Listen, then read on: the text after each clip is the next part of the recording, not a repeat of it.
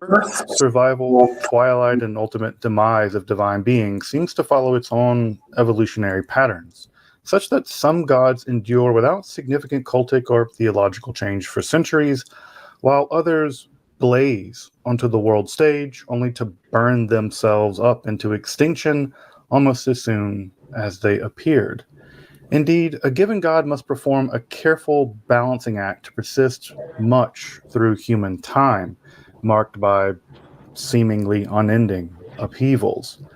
On the one hand, a divine being must have a definite enough quality to attract and maintain worshippers, and yet, at the same time, such a god cannot be so rigid or its cult so conservative that it cannot endure significant adaptation and change, the only surety of our mundane world. Too far in one direction makes a god unappealing. Too far in the other dooms them given religious fashion and change, frankly. And surely, through the eons, some gods have adapted and many gods have gone extinct.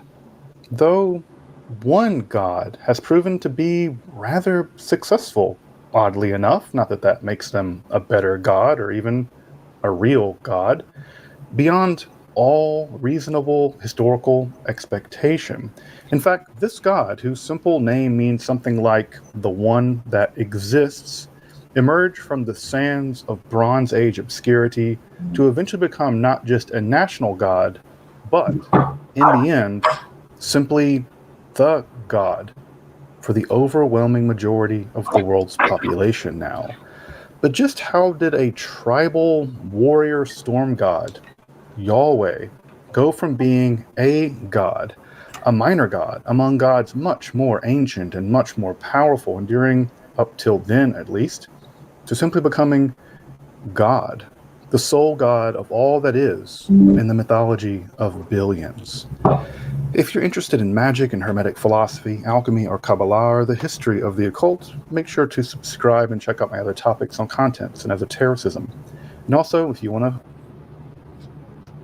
to support my work of providing accessible, scholarly, and free content on topics here in esotericism, here on YouTube, freely accessible, I'd hope you consider supporting my work on Patreon or with a one-time donation with a super thanks option, or perhaps you'd buy a shirt over at our merch store on the channel. But now, let's turn to a god that all of us know of, but none of us really know much about: Yahweh, or the one that exists, the deity at the core of the Abrahamic faiths and beyond. I'm Dr. Justin Sledge, and welcome to Esoterica, where we explore the arcane in history, philosophy, and religion.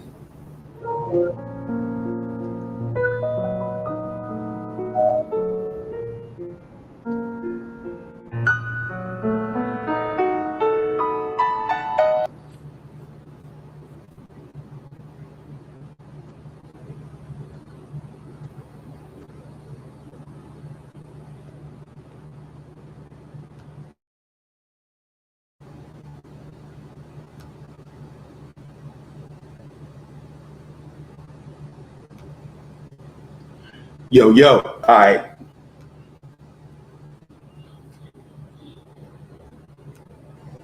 Okay, so now what I'm getting into, um, this will be controversial to, to a lot of people who wholeheartedly believe in the Bible, that the God of the Bible is the creator of the universe, right? But first, I would like to say, this is no, I'm not talking down on nobody religion or what they believe in.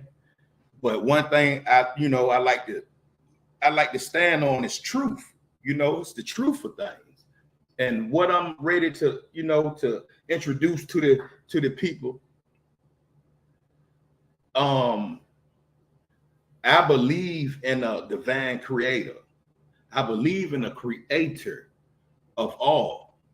But my truth, through my research and my studies, I understand that the God of the Bible is not the creator. I also know through my studies, my truth, that the God of the Bible, who they trying to masquerade as the creator, is not the creator. It's a storm God. It's a warrior God. The Bible is about a bunch of war gods, right? And the gods in the Bible, the gods that the Israelites served was a local deity. And what I mean by that is like I put it easy like this.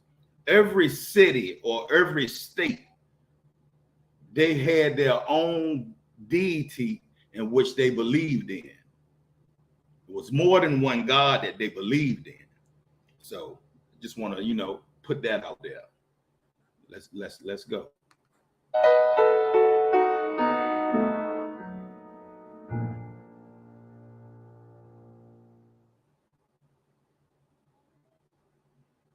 As you might imagine, this is an episode I've been wanting to make for a long time, and I've been absolutely dreading having to make it for even longer.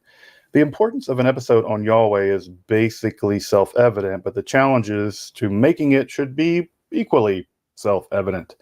The literature on this topic is vast, utterly vast. It's spread over a dozen or so languages, performed by ingenious specialists with an encyclopedic grasp of the material, and yet an entire argument or series of arguments can hinge on a single suffix of an inscription. I'm looking at you, Kuntilich, a Druid pronomial suffix problem.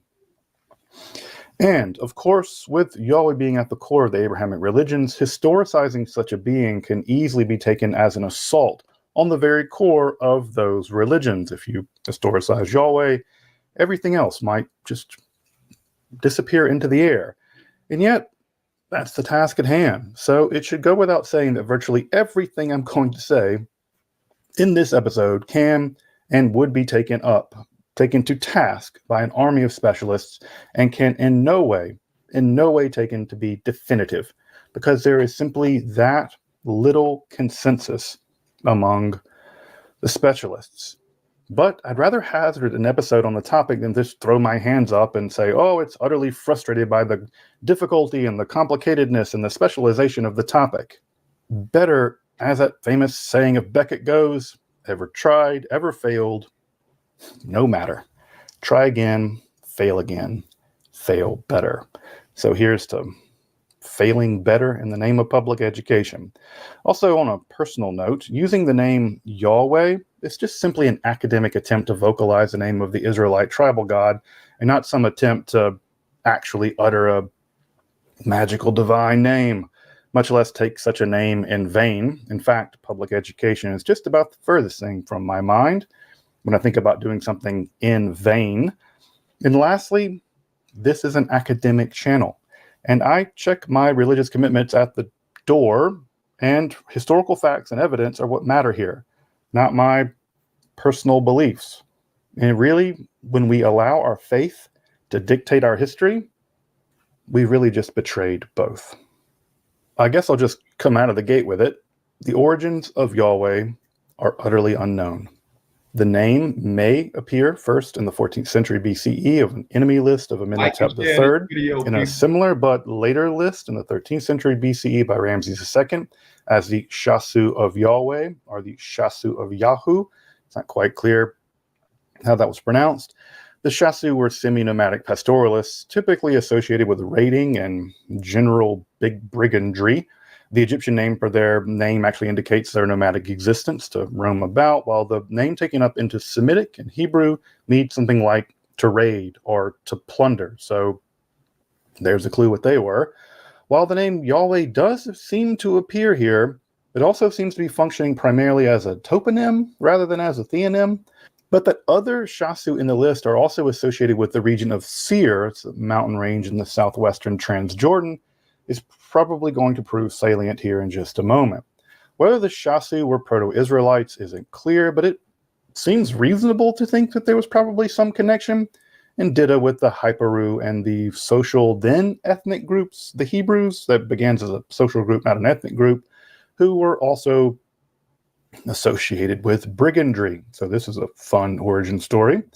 Israel first appears to enter history on the Merneptah stele. He's the son of Ramses II, like his 13th son, where he claims victory such that the Canaan has been plundered into every sort of woe. Ashkelon has been overcome.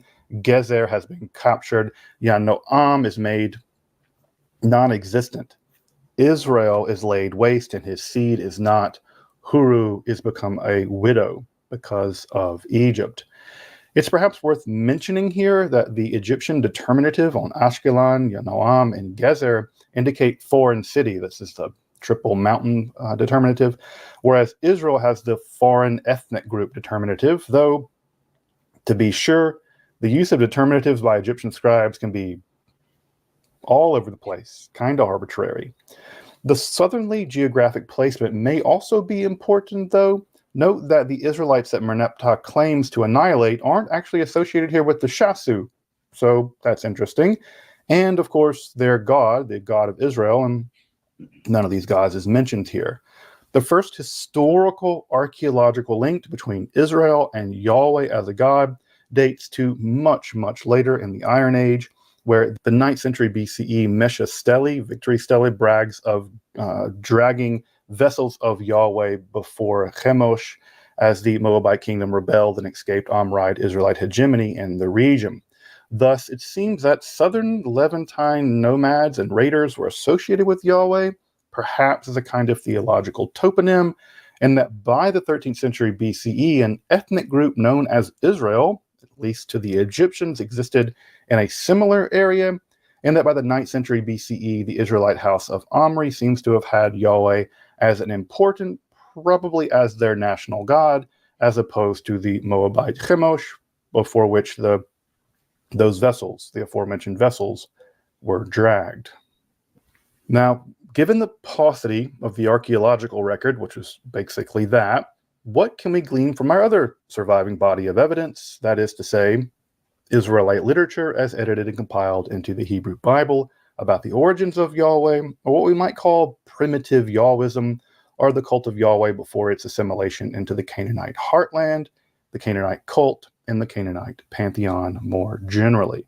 Now, to do this, it appears that the best methodology would be to take the earliest linguistic strata of the Israelite literature as it appears in the Hebrew Bible, especially the Song of the Sea at Exodus 15, 1 through 18, Judges 5, or Devorah's Song, Psalms 18, 29, 68, Genesis 49, among other scattered memories of very linguistically archaic mentions of Yahweh and his cult.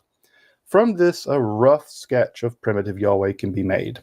It appears that the deity's original heartland was Seir, Edom, Teman, with Mount Sinai actually probably originally lying in that region. Recall the Shasu of Seir earlier. That is to say, the northwestern Arabian Peninsula, just east of the Dead Sea. It appears that Yahweh was probably originally a warrior god, perhaps associated with raiding and women warband prophets. Further, the central manifestation of Yahweh seems to have been storms, specifically the catastrophic thunderstorms that result in the deadly flash flooding, which actually plagues that region down to this day. Petra, the same region where Yahweh may have come from, was engineered around managing just those thunderstorms. Oh, and you can see video of what those flash floods look like in that region, and they are terrifying. At some point in the late Bronze, or probably the early Iron Age, the Yahweh cult made its way into the Judean highlands, likely settling at a cult center in Shiloh. This corresponds roughly to the biblical period of the Judges. The nomadic and possibly mercantile nature, note the mention of caravans in the Song of Devorah, which is, by the way, probably the earliest text in the Hebrew Bible, of primitive Yahwist might explain the diffusion of the cult. That is to say, it was spread through mercantile trade. This diffusion is probably overdetermined, however, especially if raiding were involved. Of course, the major historical backdrop of all of this is the Bronze Age collapse. Through the 13th century BCE, civilization in the Eastern Mediterranean experienced a cascading systems collapse, real scary, resulting in mass migration from the Aegean, i.e. the sea peoples, imperial border regression and local hegemony collapse on the part of the various empires, especially the Egyptians, imperial collapse, just full-blown civilization collapse for the Hittites and the city-state of Ugarit, and generalized urban disintegration, note at a site like the city of Gezer. In fact, it may be that the conditions of the Bronze Age collapse allowed for the power vacuum in which one, raiding as a means of survival would have emerged, and a raiding cult headed by a warrior raiding god like Yahweh might have proven pretty popular in the chaos. I mean, imagine what kind of religions would emerge in the world of Mad Max or something like that. Though this is just speculation, and that disruption in the Bronze Age collapse is probably what allowed the various states to revolt, resulting in Merneptah putting them down. But also, especially the collapse of Egyptian hegemony in the region, and this is very important. This would have allowed de facto independence, especially in the Canaanite highlands, because who wants to go up there? And it isn't surprising to me that Yahweh's cult and its military, political, state-building wing would settle in relatively remote Shiloh before spreading north and south into the highlands and then pushing west down into the Shphelah to contest eventually with the Sea People, who also got a foothold in former territory of Egyptian hegemony. This, of course, is the Peliset, as we know them from the Egyptian literature or from the Bible as well. You guessed it, the Philistines. Thus, by Iron I, or roughly around 1200 to 1000 BCE, Yahweh had probably come to settle in the Canaanite highlands, thus marking the end of primitive Yahwism and the beginning of an incredibly complex process by which elements of Canaanite religious and cultic systems would be negotiated with both the cult, but also the very divine person of Yahweh through a process of theological convergence and assimilation, divergence and cultic antagonism, and especially early monarchic syncretism. To appreciate this process, it's best to explore this complex dialectic on two axes, one being the Canaanite pantheon itself, but the other being the progression through time from the period of the Judges and through the monarchy's complex cultic relationships marked by syncretism in the north primarily, but more punctuated by Yalu monolatry in the south before the eventual transition to monotheism in the exilic and really the post-exilic period. So let's begin by exploring the dynamics of theological convergence and divergence, or cultic antagonism, with the Canaanite pantheon and Yahweh. Most of our knowledge of the Canaanite pantheon stems from the discoveries of vast royal libraries of the city of Ugarit, another victim of the Bronze Age collapse. What has emerged from this center are significant collections of mythological and cultic documents, deeply detailing the nature, personalities, and mythic deeds of the various Canaanite gods in that pantheon. Though two caveats are perhaps in order. The first is that this trove may represent a specifically royal, specifically Ugaritic expression of the Canaanite theology and its myth cycles. The second is that these documents date to the mid-12th century at the latest. The city itself was probably destroyed around 1185 BCE, which is hundreds of years and still quite a distance away from the locus classicus of the development of the Israelite cult down a good bit southerly in the highlands. Thus, we don't know to what degree the Canaanite cult expressed itself specifically in that region, down in the highlands, and this is especially true because the Canaanite written record in that area is remarkably poor. It's basically non-existent. So, to what degree can we take the Ugaritic text to be representative of Southern Highlander cult? Not clear. But those caveats aside, the head of the Canaanite pantheon was the grandfatherly god El, simply God. Indeed, some theories actually have that Yahweh was a local, very far southern manifestation of El, but I think that's probably doubtful. Though Deuteronomy 39 seems to be an archaic recall when Elyon, a manifestation of El, parceled out the world, providing Yahweh specifically with the lands of Jacob Israel. This is probably a rare survival from a period where Yahweh was still kind of subservient to Elyon and before theological convergence with El more generally. However, it's clear that the Yahwists were pretty comfortable enough with El to allow for significant amounts of assimilation of El features onto Yahweh, even when those features perhaps stood in significant contrast to the strident warrior of the primitive cult. One of the more striking features of these is the assimilation of El as an elderly, wise god. El is known as the father of years in the Ugaritic myth cycles, and it's perhaps this image of an elderly, white-bearded deity as assimilated onto Yahweh from Canaanite El that has probably proved the most visibly enduring in popular perception and art. If you imagine an old bearded dude as God, you're imagining El. Attached to this elder character is also El's wisdom, a trait not typically associated again with a warrior god. They don't need to be wise or smart. Further, Yahweh's partially converged as a creator deity, but only partially converged. The name Yahweh probably just meant the one that is, or he is, and was primitively not associated with creative powers. Again, warrior gods don't do much creating stuff. And the verbal form to twist his name, Yod He Vav He, into a creative form, the verbal form that we know as the Hifil in Hebrew, it never appears in Israelite literature. Thus, it's unsurprising that a great deal of the creative work in the Bible is typically associated with the divine names like El and especially Elohim. Even note a name like Elkanah, El creates, never really appears with a Yahwistic theoform. We never get a Yahwistic version of that name. Thus, we have a situation where not only are elements of El assimilated to Yahweh, but that the early Israelites were even comfortable enough with the theological identity made between the two. They combine El and Yahweh. It's very clear in the Hebrew Bible.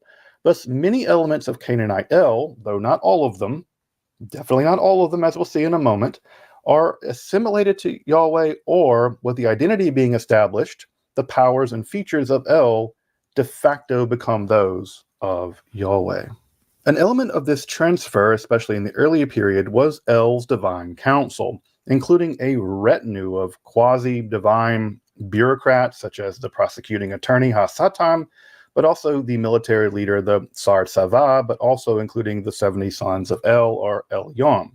Of course, these sons would also later become demoted to angels as monotheism took root before descending to earth to mate with human women in Genesis 6, and all that gets developed, of course, in the book of Enoch.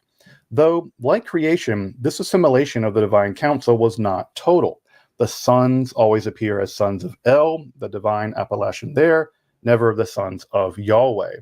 Though, along with these originally quasi-divine beings would also come an entire retinue of celestial objects, because the sky, especially things like stars, the sun, and the moon, that were all worshipped in the region as well.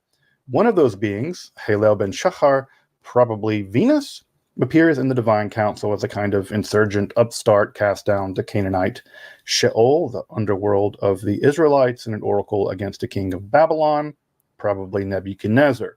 Of course, this character would later go on to become modified in Christian mythology to become the satanic Lucifer in that tradition, showing just how long of a half-life these beings can have. That being goes all the way back to ancient Canaanite celestial mythology.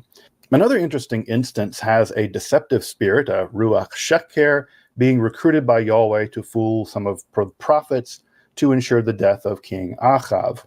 Of course, Psalm 82 also captures this assimilation of El's divine council very clearly. He's speaking to members of the divine council, they're called gods.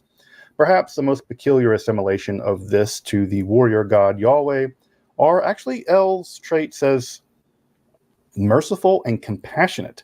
This is an outstanding trait and sensible for the grandfatherly El, who even has a bit too much to drink from time to time. There are some great stories in the Ugaritic myth cycles about that. And it is an interesting but reasonable assimilation onto a god whose prehistory of warfare and brutal raiding must transition. It has to transition when you go into a more sedentary cult where, you can't solve all your problems through violence anymore, even most of your problems through violence. Thus, this results in contemporary readers' whiplash reading the Hebrew Bible, where the deity there seems to absolutely delight in wading in blood of his foes and killing people, and then you turn a few pages later And this is a God whose mercy and compassion never fail. That's because you have two gods being welded together here who have very different traits. Of course, not all elements of Yahweh were assimilated equally by the Israelites. One of the important epithets of El was Bull El, and Bull iconography, eventually all iconography, especially in the South, was apparently polarizing among the Israelites. It appears that the northern variants of the cult accepted El Yahweh Bull iconography, with Jeroboam I setting up very distinct bull imagery at his Yahweh shrines at Bethel. The name there, House of El, and Dan. Dan is the only surviving Yahweh shrine in the world, from antiquity at least, along with Tel Arad in the south, but it's mostly been deconstructed and put in the Israel Museum. These are the only two Yahweh shrines that survive into the archaeological record. Now, while this bull imagery might have been primitive to Yahweh, it's much more likely that it was a northern assimilation from the El cult, that's the southern cult, by the way, preferring the ark's cherubim as its major cult symbol, but it was actually just more generally aniconic in its disposition, generally grew to detest, especially as the northern kingdom grew in power and prestige, and, well, the Amorites were very powerful, and the southerners probably felt jealous of them and hated their cows. Indeed, the golden calf narrative itself may be a southern polemic against the Norse assimilation of this dimension of El's cult, the importation of this bull imagery. Finally, El had a divine consort, Athirat, but I'll come back to her when I discuss Asherah in just a moment. If the relationship of Yahweh and El was assimilation to convergence, then the relationship with the Canaanite warrior and storm god Baal, literally the Lord, is going to be characterized by assimilation to not only divergence, but also just straight up cultic antagonism. The discovery of the Ugaritic Baal cycle has done more to inform our understanding of the local ancient mythology of that region than perhaps any other group of texts outside, of course, from the Hebrew Bible. Here, Baal is famous for his triumphs over the chaotic forces of the sea, or Yam, his fight with death, to the death, when he subsequently resurrected and achieved detente with Mot, or the god of death, with the aid of the fierce fertility warrior goddess Anat, thus providing for the life-giving winter rains in the region before being exalted as virtually the king of the entire world. Virtually every element of the Baal cultus will intersect with Yahweh and his cult, very probably because of just how similar the deities were and how very popular Baal must have been compared with the relative upstart Yahweh in the region. As I mentioned, both gods were associated with storms, especially for their life-giving rains in the region. However, they're both associated with storms of very different kinds. Yahweh was likely associated with the terrifying thunderstorms and flash floods of the southern Arava regions, whereas Baal was associated primarily with the coastal winter storms, without which the arid region would struggle to bloom. Both storm gods, very different kinds of storms.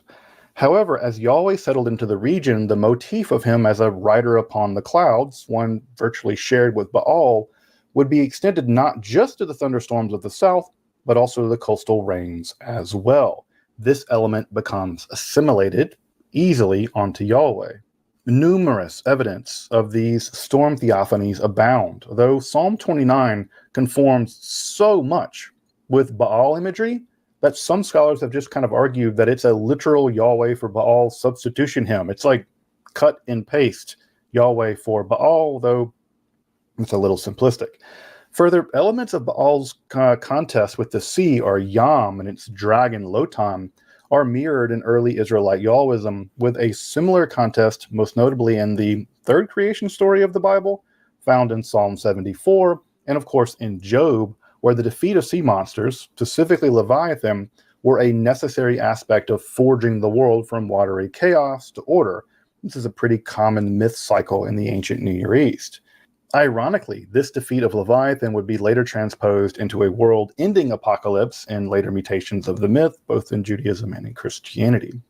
Further, Baal contest with death, or Mot, is often just demythologized in general, such that Yahweh has control over both life and death, and in some passages, Yahweh is even described as swallowing up death.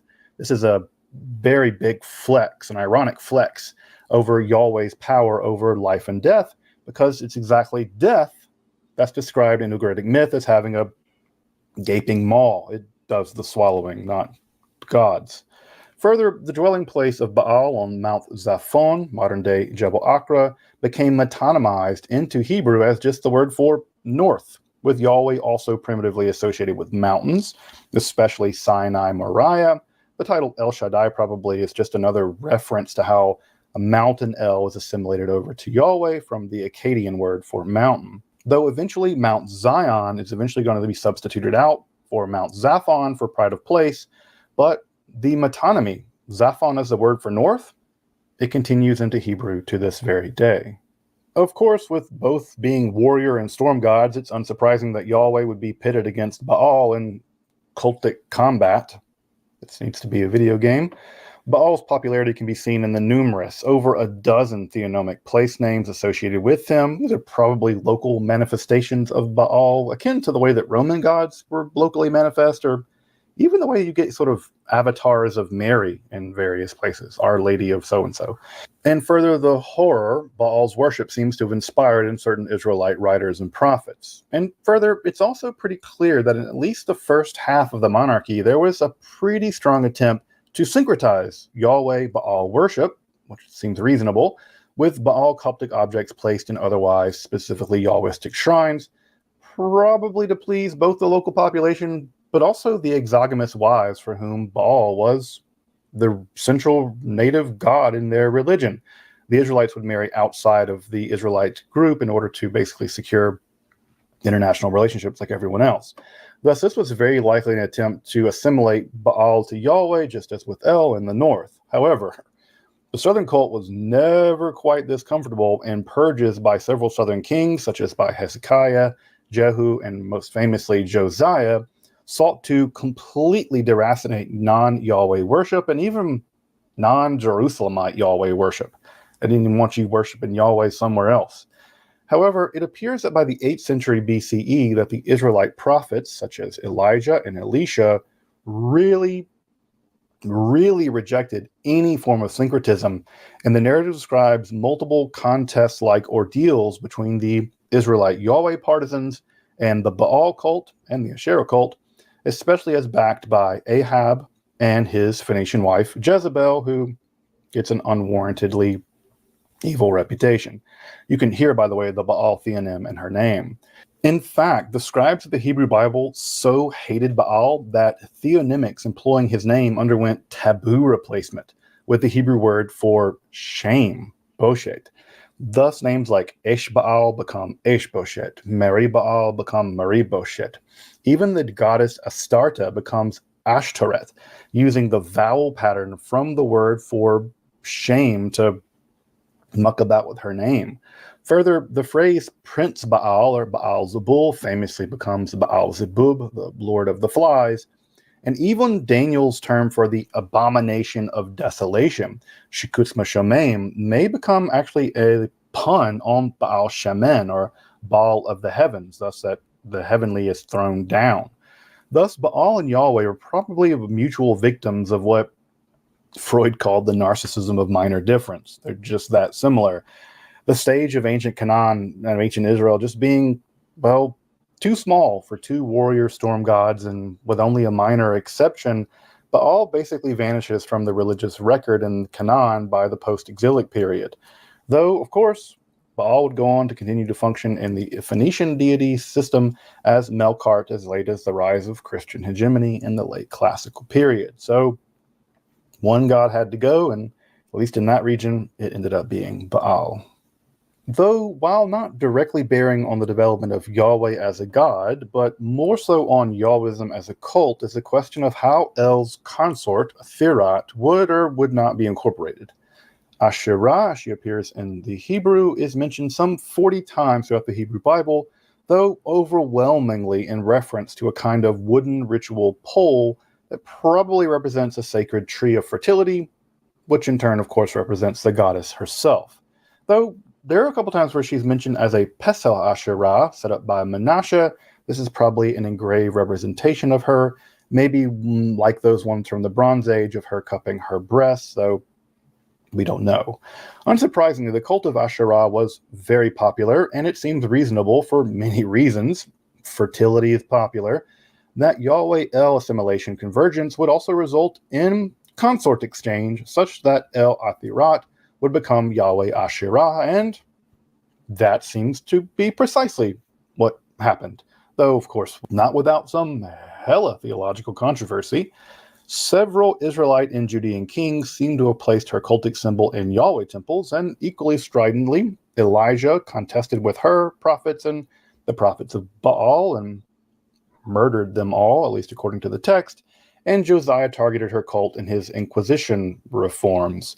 Indeed, it's the Deuteronomists, particularly, that have the most deeply concerned worries about the elimination of her cult.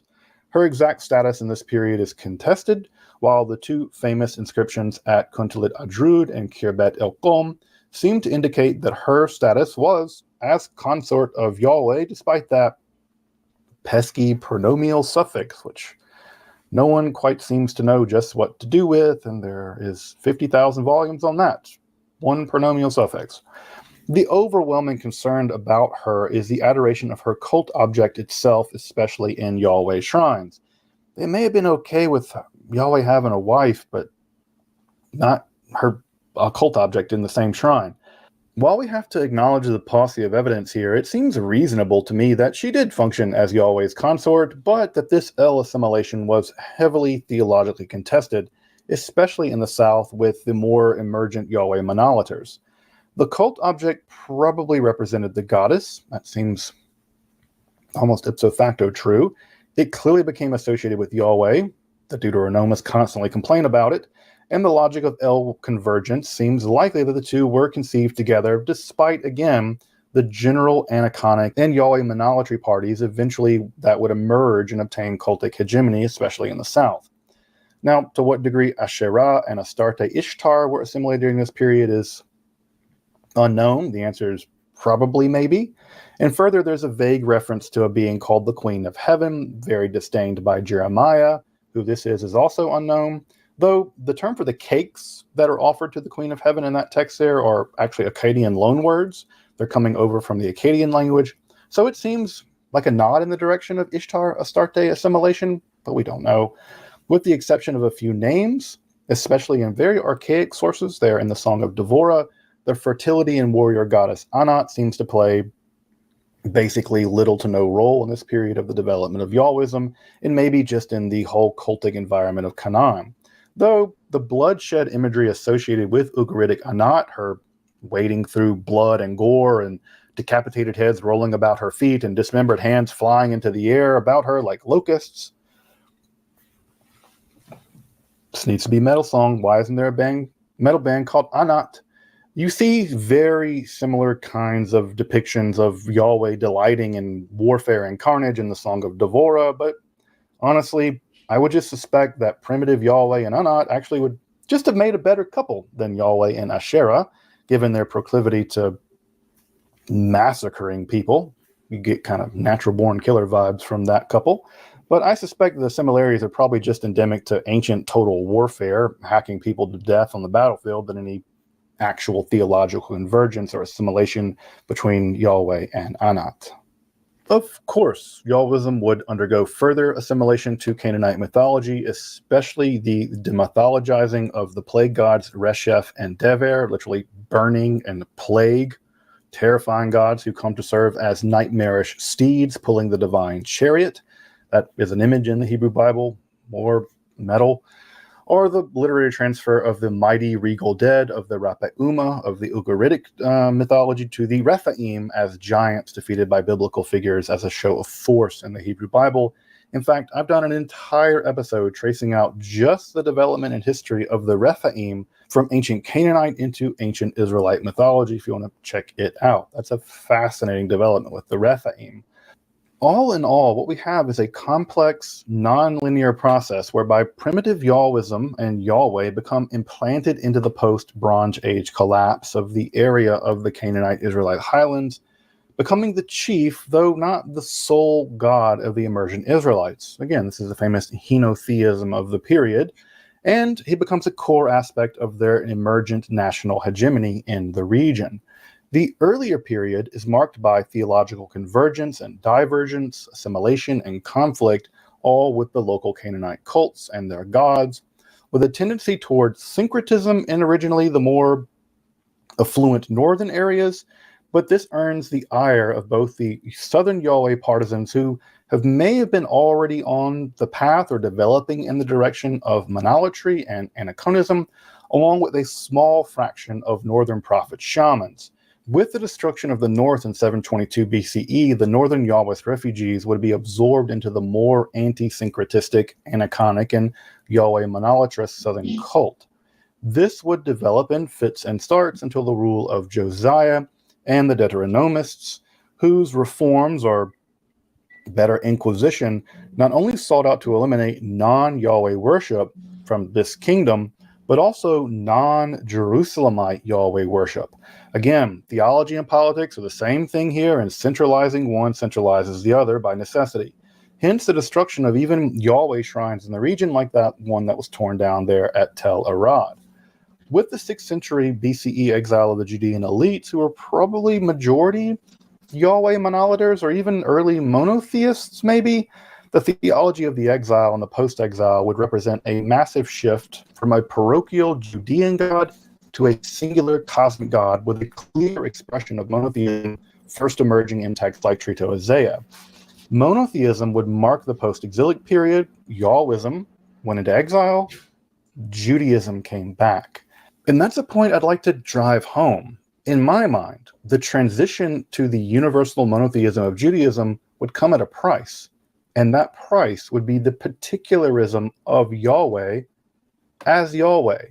Far from the primitive warrior storm god of the desert wilds of the Arava, or even the quilted together deity forged in the religious crucible of contestation and assimilation of the period of the judges in the northern and southern kingdoms, the theological tension would now be between the God of Judaism as a people, both sovereign and diasporic, with a truly universal being transcending all differences, responsible for even the cosmos itself, even abstracted to utter transcendence by both apocalyptic mysticism and Hellenistic philosophy. The distinction now would be, what kind of universal God are you going to get? A parochial Judean one or a more philosophical abstract one? And it would be the promise of universal salvation, reserved once only for the Judeans, matched by this cosmic apocalypticism and eschatological fervor in which Yahweh would become a father to a sacrificed son for the salvation of both Jew and Gentile. That would set the stage for the next part of this epic story, the transition of Yahweh from a Judean God to simply God for billions and billions of human beings. As I mentioned, the literature in this field is vast and highly technical. However, I'd like to recommend a few volumes if you want to dive deeper into this topic, and if this episode interests you, you need to by all means. The Early History of God and the Origins of Biblical Monotheism by Mark Smith is fantastic. John Day's Yahweh and the Gods and Gods of Canaan is a classic. Frank Moore-Cross's Canaanite Myth and Hebrew Epic, along with The Religions of Ancient Israel by Tzioni Zevet, are all both and great.